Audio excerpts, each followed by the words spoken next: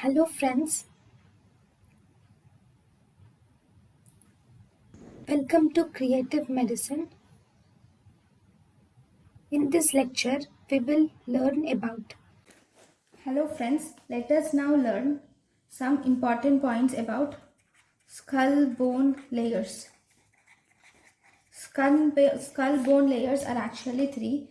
They are outer table, there will be an outer table, there will be a diploic bone, and there will be an inner table.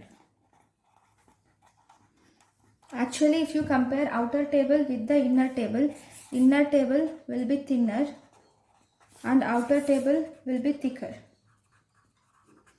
Ossification of the skull bones occurs by membranous ossification, except at the cranial base. Except at cranial base, ossification of the skull bone is by membranous ossification. So total ossification of the skull can be divided into two types. One, we have dermo-ossification, dermocranium. Dermocranium will undergo membranous ossification.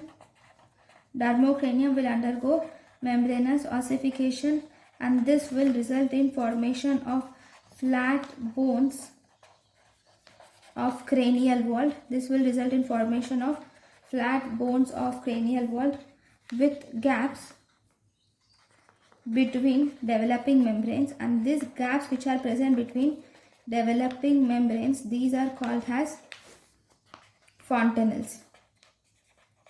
Okay, and there is also chondrocranium.